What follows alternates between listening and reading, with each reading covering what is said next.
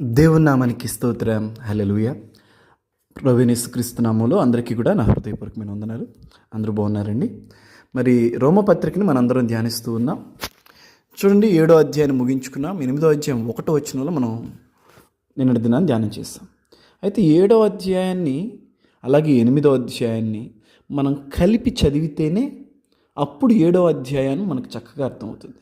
ఎందుకంటే పౌలు 7వ అధ్యాయంలో ఏం చెప్పాడు? నేనేం చేయాలనుకుంటున్నానో అది చేయలేక ఏం చేయకూడదు అనుకుంటున్నానో అదే చేస్తున్నాను అన్నాడు. మరి దీనికి పరిష్కారం ఏంటి? రక్షించబడిన మనం మరి ఆ పాపముల నుండి, అంటే రక్షించబడిన తర్వాత కూడా మనం కొన్ని బలహీనతలు, కొన్ని శరీర కోరికల విషయాల్లో మనం కొన్నిసార్లు కోపోద్రేకులమవుతాం, చింతిస్తూ ఉంటాం, అవిశ్వాసపరులమవుతూ ఉంటాం. ఇలా అనేక విషయాల్లో శరీరం పనిచేస్తూ ఉంటుంది.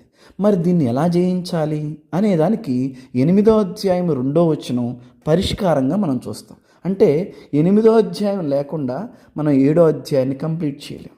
సో ఇక్కడ పౌలు దేవుని ఆత్మ ద్వారా మనకిస్తున్న పరిష్కారం ఏంటి అంటే, ఈరోజు వాక్యాన్ని మనం గమనిస్తే, సో శరీరమునకు, ప్రాణమునకు, ఆత్మకు ఈ మూడిటి మధ్య ఒక పోరాటము అనుక్షణము మన అంతరంగంలో జరుగుతూ ఉంటుందండి. శరీరానికి, ఆత్మకు, ప్రాణానికి మధ్య ఎల్లప్పుడూ పోరాటం జరుగుతూ ఉంటుంది. సో ఎల్లప్పుడూ యుద్ధం అన్నమాట మన అంతరంగంలో, మన లోపల. ఎందుకని యుద్ధము?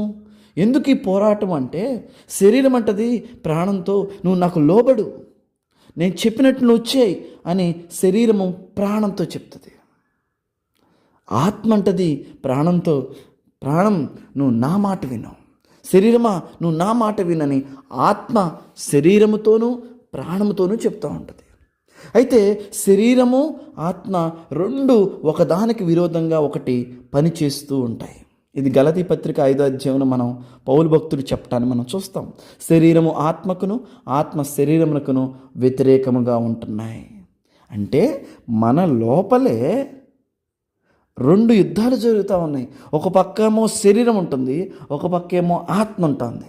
శరీరం ఏం చేయిస్తూ ఉంటుంది? మన చేత తన శరీర నియమాలను, అంటే శరీర కోరికలను నెరవేర్చుకోవటం, శరీరాసనం, నేత్రాసనం, జీవపు డంబాన్ని ప్రేరేపిస్తూ ఉంటుంది శరీరాన్ని. ఎందుకని? అది లోకాన్ని చూస్తూ, లోకంలో పుట్టి పెరుగుతూ వచ్చింది కాబట్టి, మన్ను నుండి వచ్చింది కాబట్టి అది మన్ను అయిపోతుంది కాబట్టి, సో శరీరం ఏం చేస్తూ ఉంటుందంటే లోకానికి ఆకర్షితం అవుతూ ఉంటుంది. బికాస్ అది మన్నులో నుంచి వచ్చింది. మరి ఆత్మ ఏంటి? ఆత్మ, నరుని ఆత్మ యెహోవా పెట్టిన దీపము. సో మంటిలో నుంచి వచ్చిన శరీరము శరీరాశలను కలిగి ఉంటుంది, లోకాశలను కలిగి ఉంటుంది, లోకంలో నుంచి వచ్చింది కాబట్టి. కానీ దేవుని ఆత్మ అయినటువంటి మనము, యెహోవా పెట్టిన దీపమైనటువంటి మనము ఆత్మ యొక్క స్వరాన్ని మనం విన్నట్లయితే, ఆత్మకు లోబడినట్లయితే, ఆత్మ స్వరానికి మనం లోబడినట్లయితే మనము ఆత్మానుసారంగా జీవించడం. అందుకని యేసుక్రీస్తు ప్రభువారు అనేక పర్యాయాలు చెవి గలవాడు ఆత్మ చెప్పుచున్న మాటలు వినుగాక అనే పదాన్ని వాడాడు. హల్లెలూయా. అంటే మనలోనే ఒక పార్టీ ఏమో శరీరము, ఇంకొక పార్టీ ఏమో ఆత్మ. హల్లెలూయా. సో ఆత్మ యొక్క స్వరాన్ని మనం ఎలా వింటాం? ఎప్పుడు చెప్తూనే ఉంటుంది కదా. మనం ఇది ఆత్మస్వరము, ఇది శరీర స్వరం అని మనం ఎలా గుర్తించగలుగుతాం? కొన్నిసార్లు అండి మనం చేసే పనులు మనకు సరైనగా అనిపించి ఇవి దేవుని విధానమే అనిపిస్తూ ఉంటుంది. అంటే శరీర స్వరాన్ని కూడా కొన్నిసార్లు మనం ఎలా భావిస్తూ ఉంటామంటే ఇది ఆత్మస్వరముగా భావించవచ్చు. అర్థమైందండి? అందుకనే దేవుని వాక్యం ఏమంటుందంటే, నా గొర్రెలు నా స్వరము వినును. సో మనం దేవుని గొర్రె పిల్లలం, దేవుని ప్రజలం, ఆయన స్వరాన్ని వినే వ్యక్తులం, ఆయన మాట వినే వ్యక్తులంగా మనం ఉండాలన్నది దేవుని యొక్క ఆలోచన. సో ఇప్పుడు మనం లోబడుటకు శరీరానికి మనం అప్పగించుకుంటామా, లేదు లోబడుటకు ఆత్మకు అప్పగించుకుంటామా? ఎలా? ఏది శరీర స్వరం, ఏది ఆత్మస్వరం అని మనకు ఎలా తెలుస్తుంది? దేవుని వాక్యం ఉంటుంది, ఆయన వాక్యపు వెలుగులో మాత్రమే ఏది దేవుని స్వరము, ఏది ఆత్మస్వరము, ఏది శరీర స్వరం అని మనకు అర్థమవుతుందండి. సో దేవుని వాక్యపు వెలుగు కావాలి. ఆయన వాక్య సత్యం కావాలి. ఆ సత్యం మాత్రమే మనల్ని ఈ పాప సంబంధమైన నియమముల నుండి, మీ శరీర నియమముల నుండి మనల్ని విడిపిస్తుంది. అందుకే యేసుప్రభువు సత్యం తెలుసుకోండి, సత్యమే మిమ్మలను స్వతంత్రులుగా చేస్తుంది. అందుకనే మనకి సత్యం తెలియాలి, వాక్యం యొక్క లోతులు తెలియాలి, వాక్య ధ్యానం మన జీవితాల్లో ఉండాలి. ఎప్పుడైతే మనం ఆ వాక్య ధ్యానం చేస్తామో ఇది శరీర స్వరము, ఇది ఆత్మస్వరం అని మనం గుర్తించగలుగుతామండి. హల్లెలూయా. సో అలా గుర్తించుట ద్వారా లోబడటానికి మనం దేనికి అప్పగించుకుంటామో ఆ స్వరాన్ని మనం వింటాం. ప్రాణం అంటారా, ఎవరు గెలిస్తే వారి పక్షంగా ఉంటుంది. హల్లెలూయా. సో ఆత్మ గెలిస్తే ఆత్మ మన ప్రాణానికి, మన ప్రాణం మన ఆత్మకి లోబడుతుంది. శరీరం గెలిస్తే మన ప్రాణం శరీరానికి లోబడుతుంది. తప్పు చేయటానికైనా, నీతిగా జీవించడానికైనా, దేనికైనా సరే.